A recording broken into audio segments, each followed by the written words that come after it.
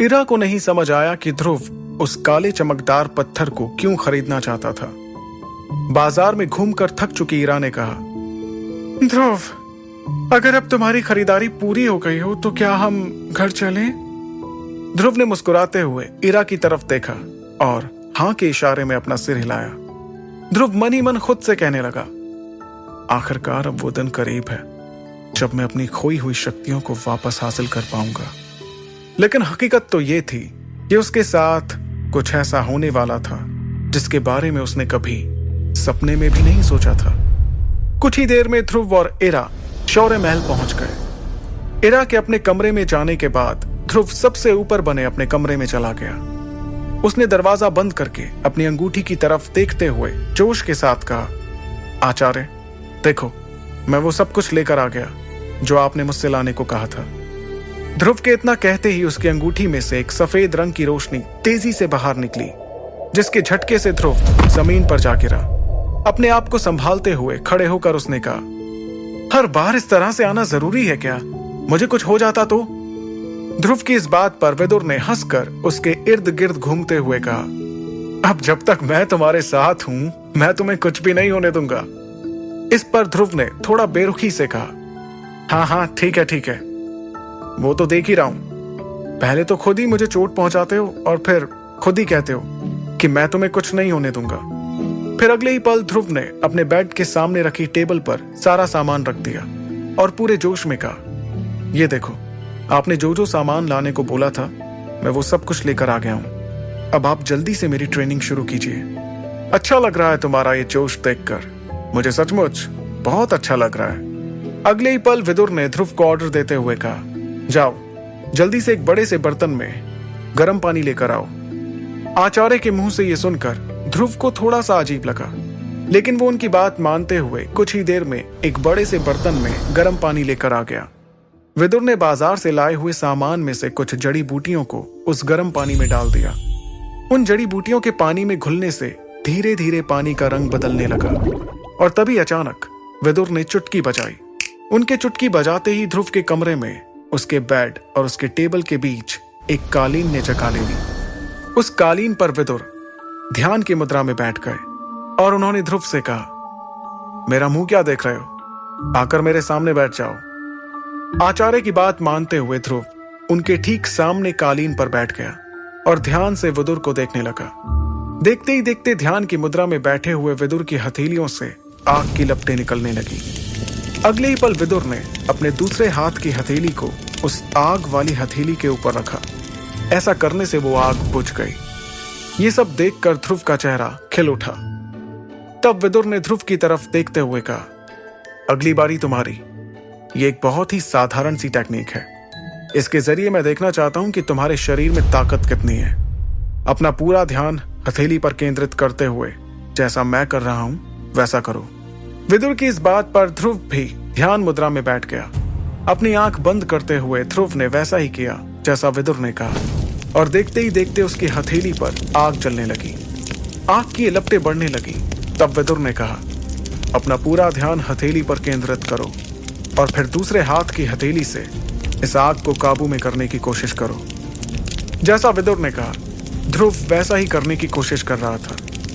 देखते ही देखते उसकी हथेली से आग की लपटें और बढ़ने लगी। ध्रुव अब इस आग को संभाल नहीं पा रहा था। तब विदुर ने अपनी शक्तियों का इस्तेमाल करते हुए अपने हाथ को ध्रुव की हथेली पर रखा और उन आग की लपटों को ठंडा किया। अगले ही पल विदुर ने ध्रुव से पूछा, तुम ठीक तो हो ध्रुव? ध्रुव ने कहा, हाँ मैं ठीक हूं। तब विदुर ने आगे कहा, मैंने सोचा था कि तुम इसमें असफल रहोगे। मुझे तो लगा था कि तुम आग को भी जगा नहीं पाओगे। हालांकि तुम उसे ठंडा नहीं कर पाए, फिर भी तुमने अच्छी कोशिश की। अगले ही पल विदुर ने देखा कि ध्रुव उसे बैठे बैठे लहराते हुए नजर आने लगा था। जैसे ही विदुर ने ध्रुव को संभालने की कोशिश की, उसने उल्टियां करना शुरू कर दिया। यह देखकर विदुर घबरा गए, क्योंकि ध्रुव कोई साधारण उल्टी नहीं बल्कि खून की उल्टियां कर रहा था। विदुर उसे संभालने की कोशिश कर ही रहे थे कि ध्रुव बेहोश होकर कालीन पर गिर पड़ा। विदुर ने चीखते हुए कहा, ध्रुव अपनी आंखें खोलो, अपनी आंखें खोलो ध्रुव। ये तो सिर्फ तुम्हारे शरीर की ताकत को देखने के लिए एक छोटा सा प्रयास था। ऐसा कैसे हो सकता है? ध्रुव की फिक्र करते हुए आचार्य विदुर ने उसके शरीर के सामने कुछ मंत्र पढ़ने शुरू कर दिए। उन्होंने अपने दोनों हाथों को खोल दिया, जिसमें से सफेद रंग का धुआं निकला। उस धुएं ने ध्रुव के पूरे शरीर को ढक लिया और देखते ही देखते ध्रुव की दोनों आंखें बंद हो गईं और वो गहरी नींद में चला गया। तब विदुर ने उसके चेहरे की तरफ देखते हुए खुद से कहा, तुम्हारी किस्मत बहुत अच्छी है ध्रुव, बहुत ही अच्छी।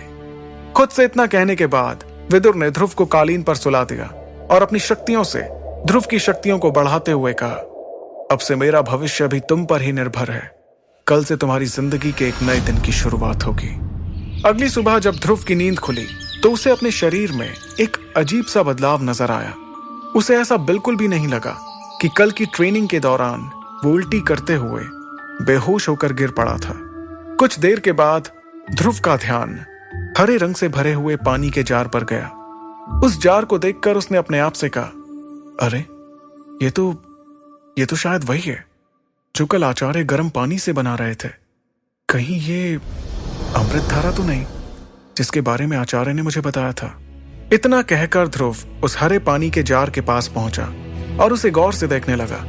तभी अचानक उसकी अंगूठी में से एक आवाज आई, हाँ, तुम बिल्कुल ठीक सोच रहे हो ध्रुव, ये वही अमृत धारा है जिसके बारे में मैं तुम्हें बता रहा था।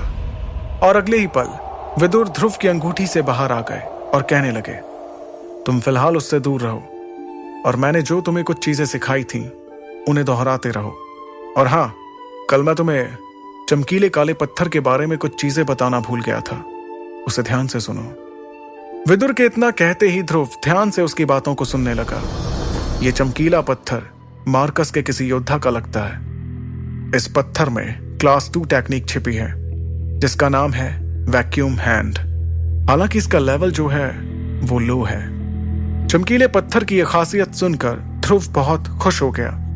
उसने जोश में आकर कहा, क्या बात है, मैंने कभी सपने में भी नहीं सोचा था कि किसी योद्धा की वैक्यूम हैंड टेक्निक मेरे हाथ लगेगी। आप मुझे कब इसकी शक्तियों का इस्तेमाल करना सिखाएंगे? ध्रुव को इतना खुश देखकर विदुर ने कहा, अरे रुको जरा, पहले मेरी पूरी बात तो सुन लो। विदुर के इतना कहने पर ध्रुव चुपचाप उनकी बातें सुनने लगा। अपनी बात को आगे बढ़ाते हुए विदुर ने कहा, तुम इस वैक्यूम हैंड टेक्निक का इस्तेमाल तभी कर सकते हो जब तुम्हारी शक्ति का सितारा सामने वाले की शक्ति के सितारे से ज्यादा हो। यह बात सुनकर ध्रुव थोड़ा सोच में डूब गया। तभी विदुर ने उसे वैक्यूम हैंड टेक्निक के बारे में एक और हैरान कर देने वाली बात बताई। और सबसे खास बात, पहले तुम्हें अपनी शक्ति को अगले सितारे तक ले जाना पड़ेगा, तभी तुम इस पत्थर में छुपी टेक्निक का इस्तेमाल कर सकते हो। यह सुनकर ध्रुव हैरानी में पड़ गया। उसे हैरान देखकर विदुर ने कहा, अगर तुम इसका इस्तेमाल करना चाहते हो तो कड़ी मेहनत करना शुरू कर दो, तभी तुम इसका इस्तेमाल कर पाओगे, वरना भूल जाओ कि कभी तुम्हारे हाथ मार्कस के किसी योद्धा की टेक्निक आई थी। विदुर की इस बात पर ध्रुव एकदम से जोश में आकर कहने लगा, आचार्य, आप ऐसा कैसे कह रहे हैं? आपको क्या लगता है कि मैं मेहनत करने से डरता हूं? नहीं, ऐसी बात नहीं है। मैं तो बस तुम्हें बताना चाहता हूं कि इस चमकीले पत्थर में जो टेक्निक छिपी हुई है, तुम उसका इतनी आसानी से इस्तेमाल नहीं कर सकते हो। इसके लिए तुम्हें अपनी शक्तियों को बढ़ाना होगा। अपने आचार्य की इस बात को सुनकर ध्रुव थोड़ा शांत हुआ। तब विदुर ने उसे एक अच्छी खबर देते हुए कहा, क्या तुम्हें अपने आप में कुछ बदलाव नजर आ रहे हैं? विदुर के ये सवाल पूछते ही ध्रुव को एहसास हुआ कि शायद कल की ट्रेनिंग के बाद वो अपनी शक्तियों में एक सितारा आगे बढ़ चुका था। अब उसकी शक्तियां तीसरे सितारे से चौथे सितारे पर आ चुकी थीं। लेकिन ये सिर्फ उसका एक अंदाजा था। ध्रुव अपनी बढ़ी हुई शक्ति को अच्छे से महसूस कर रहा था।